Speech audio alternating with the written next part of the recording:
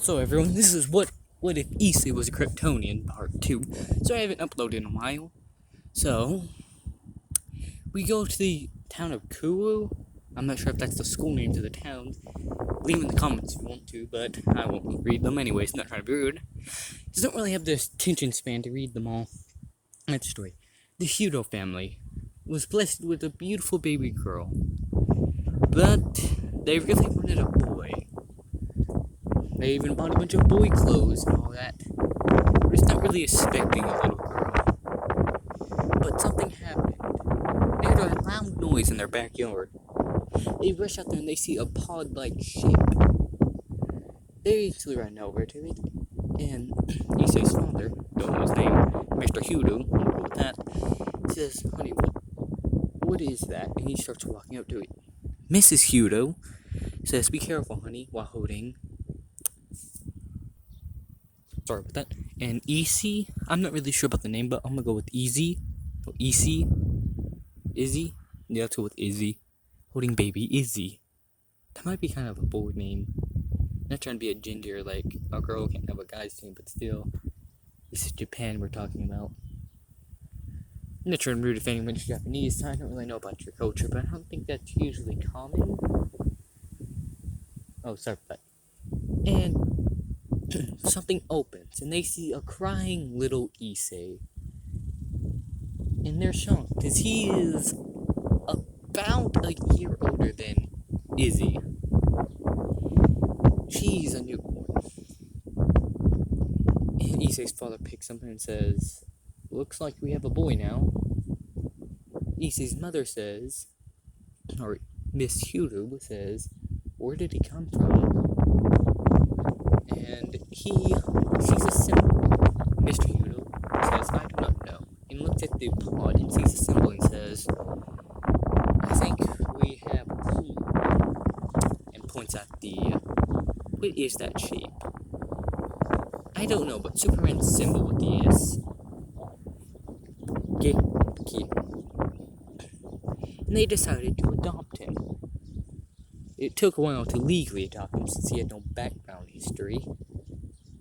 But they did.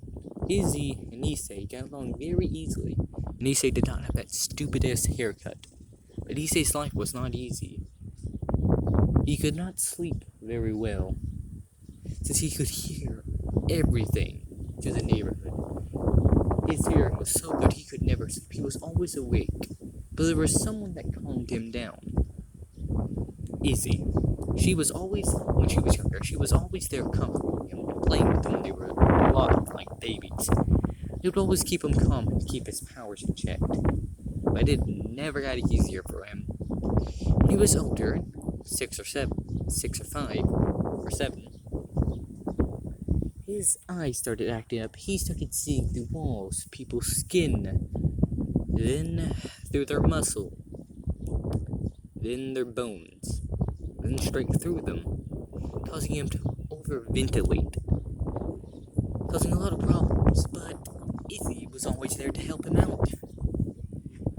He was bullied a lot as well, because he comes from his sister being kind of a pervert. Not like a huge pervert, just always looking at guys like that. So guys thought she was weird, and always tried to pick on her. She was not being pervert, she was admiring the male body. But kind of perverted face, so you get the point. And it wasn't just Issei helping her. Elaine? Irene? I don't remember her fucking name. The girl that pretended to be a dude when they were younger. Irina? I think it's Irina. Irene? It was Irene. If I'm wrong, I'll check later.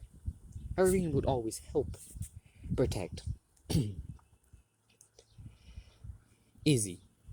But Issei would always let them hit him, because he knew he could easily kick their asses. A little bit of backstory right here. Issei had always had incredible strength. Even the Hudo family was kind of scared of this. So Issei's father was teaching him to control. Do not fight back. They cannot hurt you. So there's no point. But Issei, even always had to hold back, not hurt them. Because if he even tried, but his emotion gets ahead of him, he would easily accidentally kill them. Issei's parents are on the bench watching this. One of the guys that are bullying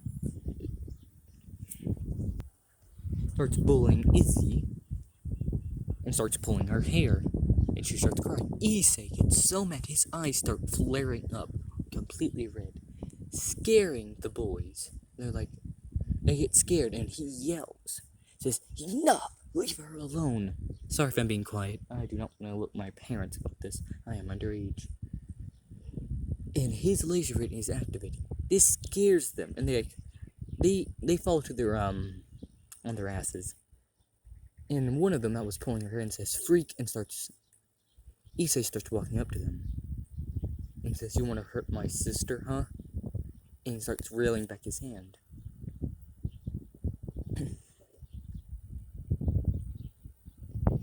But then Issei remembers, sorry for the pause, that he can't hurt them. But he's still angry. And the other two go over there and grab his arm, just like, "What are you doing?" That we're holding Elaine? I'm not gonna remember. Issei's old friend, the angel.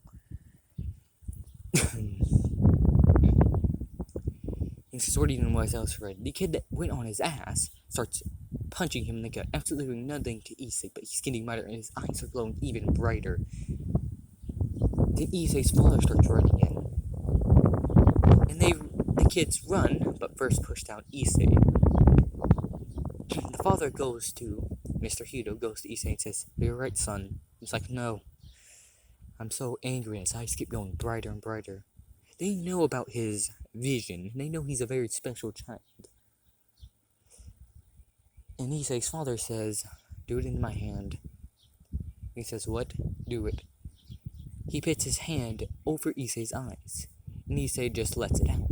It wasn't a high concentrated beam. It's more like a huge thing of not radiation, but heat coming from his eyes. Not a direct heat. It would be enough to burn his skin badly, but not like second degree burns, like first degree. And Issei sees his hands all hurt, and he starts tearing up and says, "Are you okay?" And he's like, Issei's father, Mr. Hito, says, "Yeah, I'm okay, son." Issei's life never got better than that. Ever since that day, people keep calling him freak, monster. But that never affected him, as long as he had his sister and his good friend. But, like all things happen, she had to move. This devastated Issei more than Izzy did happened to her, because she was his only other friend. And yeah, Issei did not have that stupid ass 2 ponytail haircut. His hair's still the same, just get rid of the 2 ponytails on the back. Would they be called pigtails? Yeah, I'm not sure. Thanks to her, when she left, he was a lot more angry and quiet. But Izzy was there to help him. I know I'm trying to make her be like it, so to Izzy. So Izzy, over the years, got more perverted over the male body. And while in junior high, or would it be killing in junior high? In like the 5th to 6th grade, it did not get any better. But at this time, Issei's body was developing more. He had more of a, comic Superman, similar to that. More like not like pretty boy look, more of a handsome tomboy. He still didn't have a good reputation through his whole life. Everyone called him freak. He wasn't allowed to support in sports, because everyone was scared of him. So one day, one of the guys caught Izzy. They're in middle, like 5th grade, so. And the girls, not dude, are bullying her, calling her ugly and all that. He comes in there and tries to help them. But one of the main girls bullying Izzy, older brother comes in. And he is a very good player, like in sports and shit. I don't know the sports that are in Japan, so I can't really give you anything there. And this is, he says, what are you doing, you little shit? He says, leave my sister alone. He says, why should I? And the main girl says, Oni-chan, take care of him for me. He's like, sure. And they're kicking. The three girls are kicking and bullying Izzy. And while the brother is holding down issei, the bully older brother, high schooler, is holding him down. Is holding him down, making him watch. Issei just grabs that guy's like his chest is on the floor and face is on the floor. He grabs his hand, breaks it accidentally, causing him to get up and holding his hand and fall back to his knees. His eyes are glowing red. He looks over to the girls. He grabs one, he's still slightly in control, by the hair, and throws her at the brother. Looks at the other two, say, you want some? His eyes start calming down, but still beating red. And they say, no, and they start crying. One of them pissed themselves. What the fuck? And they run away. Issei helps her up and they go home. Mrs. Hiro, while cooking dinner, sees Izzy in the back and she starts banking up.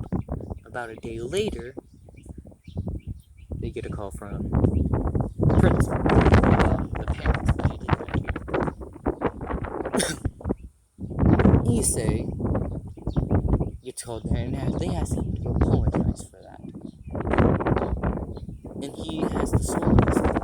Issei's father has to apologize for him because they know he did nothing wrong. But he did break the kids on accidentally, so he has to give them that.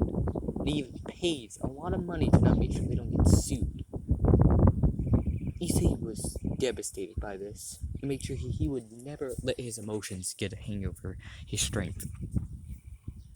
And through Issei's middle school life, he was making sure Izzy didn't get treated badly. All the girls did not like her.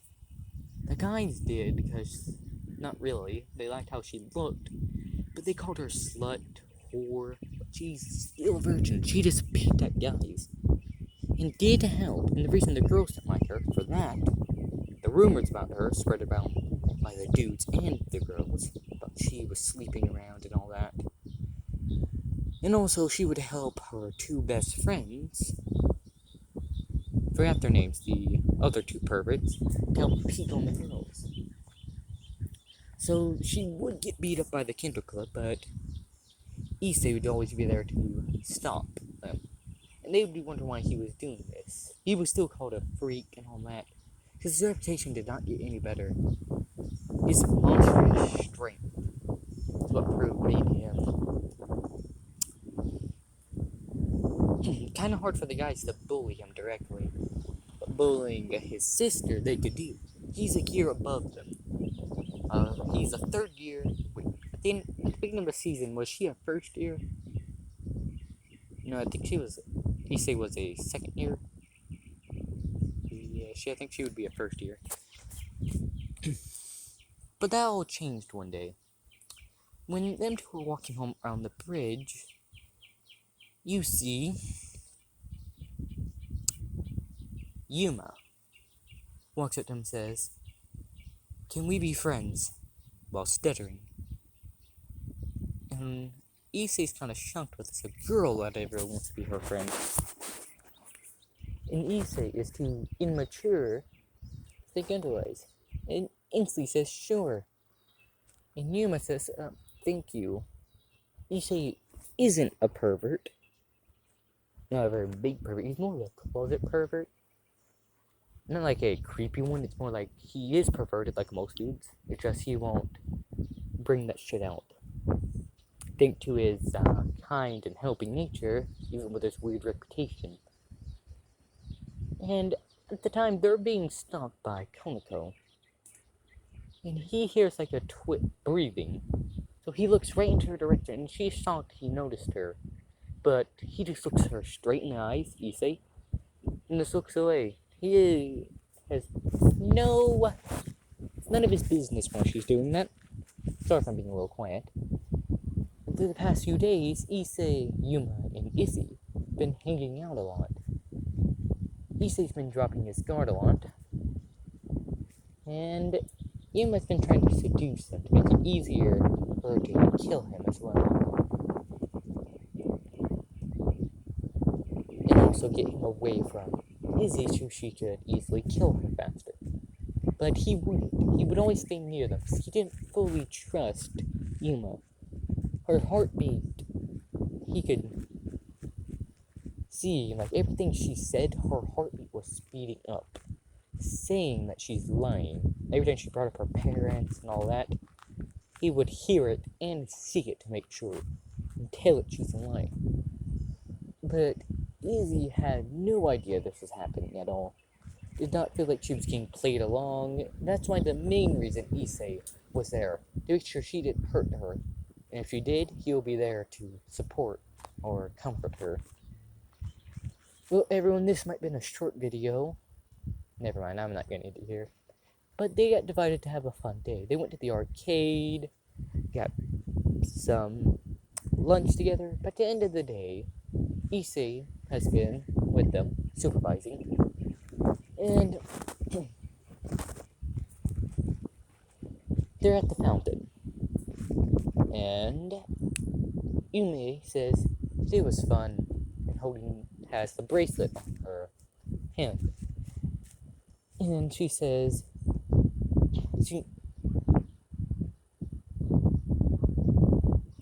Izzy says, yes, it was very fun. It was very fun. But Yuma says, you know what would